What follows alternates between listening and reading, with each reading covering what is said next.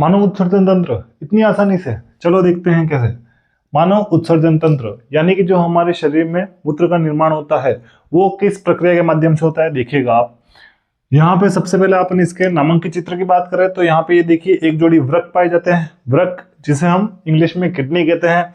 और इन वृक्कों से जुड़ी हुई ये वाहिनियां बनी हुई है, नली नली टाइप, इनको क्या कहेंगे अपन, मूत्र वाहिनी। ठीक है, वाहिनी शब्द आपने कहीं ना कहीं सुना होगा, आपको बिल्कुल याद दिलाएंगे अभी। और ये जो बनी हुआ है, एक तो इसमें से शीरा और एक है यहाँ पे धमनी। ठीक है, और यहाँ पे जहाँ पे वाहिनी जुड़ी हुई है ये है मूत्राशय, और मूत्राशय का एक मार्ग दे रखा है जो है मूत्र मार्ग। अब यहाँ पे हम देखेंगे कि इस पूरे चित्र का प्रोसेस क्या रहती है। ठीक है, जैसे अपन ने पाचन तंत्र को इतनी आसान तरीके से समझा है, हर एक कॉन्सेप्ट को क्लियर किया है, सेम उसी तरीके से इसको भी करेंगे। बस जुड़े रहिए पूरी वीडियो के एंड तक, और चैनल पे नए हो तो सब्सक्राइब कर लीजिए। आपका यही मोटिवेशन मुझे हर एक चीज को आगे और ट्रिक के साथ में पढ़ाने की सीख देता है।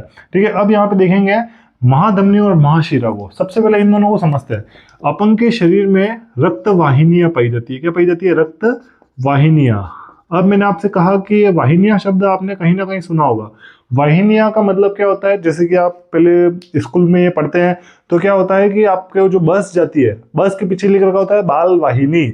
बाल वाहिनी यानी कि बच्चों को लाने ले जाने वाला साधन। सेम उसी तरीके से रक्त वाहिनी, रक्त को पूरे शरीर में लाने वाला और पूरे शरीर से ले जाने वाला क्या होता है, साधन। जो दो प्रकार की होती है रक्त वाहिनियां, एक तो होती है धमनी और एक होती है यहाँ पे शीरा। ठीक है, धमनी और शीरा दो प्रकार की क्या होती है, रक्त वाहिनियां होती है। जो धमनी तो क्या काम करती है, अपन जो भी ऑक्सीजन लेते हैं उस ऑक्सीजन वाले रक्त को पूरे शरीर में, हृदय से पूरे शरीर में ले जाने का कार्य कौन करती है, धमनी करती है। और वहां से वापस रिटर्न लाने का कार्य कौन करती है, शीरा। महाशिरा और महाधमनी का ये कार्य रहता है। अब ये देखना, जब ये यहाँ से वृक्क से होकर निकलती है, कहां से होकर, वृक्क से होकर, ये देखिए ये नली है। अब यहाँ से कहां गई है, इन वृक्क यानी किडनी में गई। ठीक है, अब किडनी में जब जाती है तब क्या होता है, किडनी के अंदर होते हैं बहुत सारे नेफ्रॉन्स। ठीक है, जिसे हम कहते हैं वृक्काणु। क्या कहते हैं हम, जिसे वृक्काणु। अब ये वृक्काणु क्या कार्य करते हैं, वृक्काणु को अपन एक छोटे से स्ट्रक्चर से समझेंगे। आपको इजी सा स्ट्रक्चर समझाऊंगा यहाँ पे वृक्काणु का, कि इस शेप के आपके ये इस तरीके से आपके वृक्काणु होता है। अब ये वृक्काणु कार्य क्या करता है, देखिएगा आप, ये वृक्क का थोड़ा सा छोटा मोटा डायग्राम है। ठीक है, अब ये वृक्क कार्य कैसे करता है, यहाँ पे होता है एक पूरा गुच्छा। ठीक है, केशिका गुच्छ, जिसे क्या कहा जाता है, ग्लोमेरुलस बोमेन सेम्पोट। ठीक है, बोमेन सेम्पोट। ठीक है, बोमेन सेम्पोट कहा जाता है। अब इस ग्लोमेरुलस से क्या होता है, यहां से आप ये देखिएगा कि यहां से जब ये रक्त निकलता है तो यहाँ पे एक छन्नी अपन जो होती है, चाय छन्नी की छन्नी, उससे अपन समझ सकते हैं कि यहाँ पे एक छन्नी लगी होती है। उस छन्नी के माध्यम से जो खराब रक्त होता है वो यहाँ से होते हुए बाहर निकलता है। ये जो होती है, ये क्या होती है, संग्राहक नलिका। क्या होती है ये, संग्राहक नलिका। इस संग्राहक नलिका से क्या होता है, ये बाहर निकलता है। यही संग्राहक नलिका किससे आकर जुड़ जाती है, यहाँ पे मूत्र वाहिनी से आकर जुड़ जाती है। और मूत्र वाहिनी हमारे जो शरीर का मूत्र होता है, यानी कि जो यूरिन होता है। यूरिन क्या होता है, आप देखेंगे कि मूत्र का मतलब क्या होता है, समझना एक बार।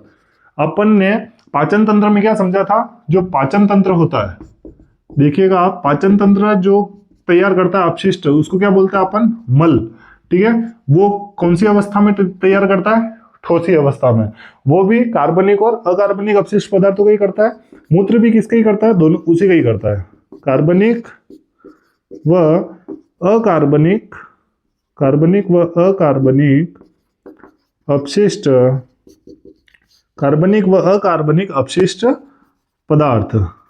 ठीक है, इनका जब वो यूरिन तैयार करता है, ठीक है, मूत्र को अपन इंग्लिश में क्या कहते हैं, यूरिन। ठीक है, वो इस यूरिन को जब जनरेट करता है, तैयार करता है, वो किसकी सहायता से करता है, वृक्काणु।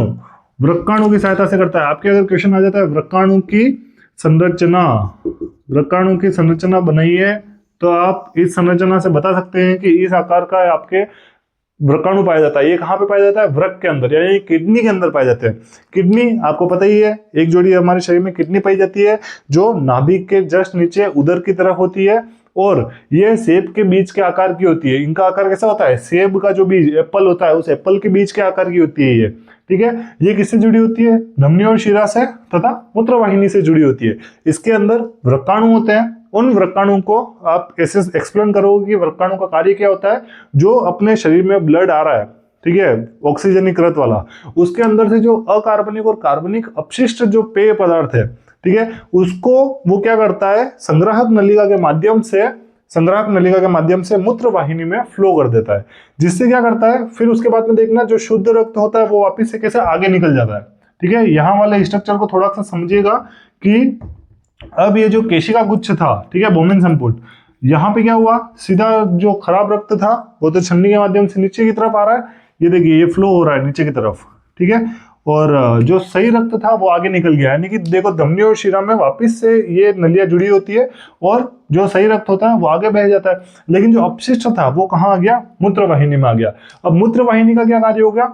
वाहिनी का कार्य मतलब लाने ले जाने का कार्य। मूत्र वाहिनी का क्या कार्य हो गया? वृक्क से यानी किडनी से जो मूत्र तैयार हुआ है उसको कहां तक? मूत्राशय तक, ठीक है ना। अब मूत्राशय तक जब ये ला रही है तो मूत्राशय तक लाने में ये यहाँ पे क्या करती है? एकत्र करती है, ठीक है, थोड़े से टाइम का। जैसे कि एक यूं ऐसा नहीं होता है कि अपन ने थोड़ा सा मूत्र एकत्र किया अब अपन वापस से वॉशरूम जाके आएंगे, नहीं।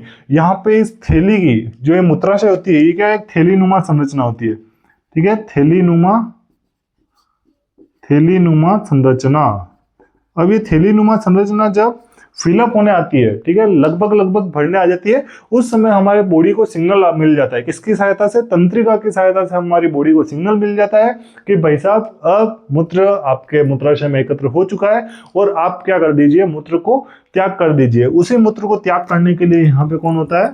मूत्र मार्ग होता है, जो शिश्न के माध्यम से स्खलन नलिका में खुलता है और हम क्या कर देते हैं? उस मूत्र का त्याग कर देते हैं। आपके उत्सर्जन तंत्र बहुत छोटा तंत्र है, बहुत इजी तंत्र है और इसको समझाना सबसे इजी यही है, ठीक है, जिसमें सबसे पहला भाग आप क्या समझा सकते हैं? वृक्क यानी कि किडनी। इस वृक्क के अंदर आप दूसरा टॉपिक किसको छेड़ सकते हैं? वृक्काणु, ठीक है, यानी कि नेफ्रॉन। फिर तीसरा टॉपिक आप किसको छेड़ सकते हैं? धमनी और शिरा को एक्सप्लेन कर सकते हैं, ठीक है। धमनी और शिरा के बाद में चौथा टॉपिक आप किसे बता सकते हैं?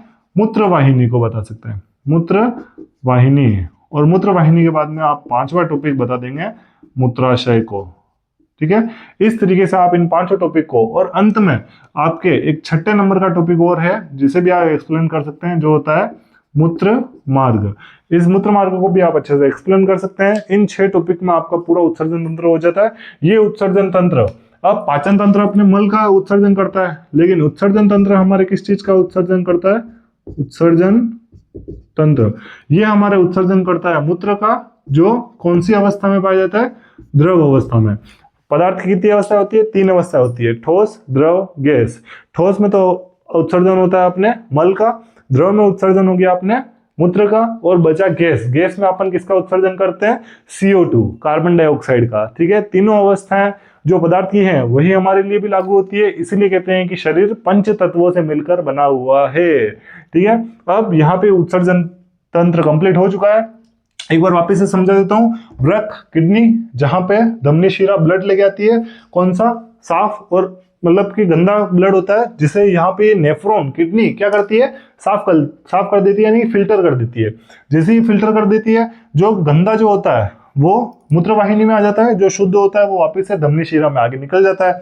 फिर क्या हो जाता है कि ये मूत्र वाहिनी यहाँ पे मूत्राशय में उस मूत्र को एकत्र करती है, और जिस समय थैलीनुमा संरचना भर के लिमिट हो जाती है इसकी, तब अपन की बॉडी को यानी कि शरीर को सिग्नल मिल जाता है तंत्रिका तंत्र के माध्यम से कि इस मूत्र को अब त्यागने की आवश्यकता है। फिर अपन क्या कर देते हैं? मूत्र मार्ग के माध्यम से उस मूत्र का त्याग कर देते हैं, ठीक है। ये यहाँ पे उत्सर्जन तंत्र आपकी कंप्लीट होता है। आप आसानी से हर एक टॉपिक को अपनी भाषा में, साइंस की लैंग्वेज वाले तरीके से लिख सकते हैं और बहुत ही अच्छे नंबर ला सकते हैं। एक नंबर की क्वेश्चन हो या 4 नंबर की क्वेश्चन हो, आप एक भी क्वेश्चन छोड़ेंगे नहीं, आप पूरे के पूरे आंसर अटेंड करेंगे। इसीलिए ऐसे ही ट्रिक वीडियो के लिए बने रहिए RBSC क्लासेस पर, और चैनल पर नए हो तो सब्सक्राइब कर लीजिए। Thank you.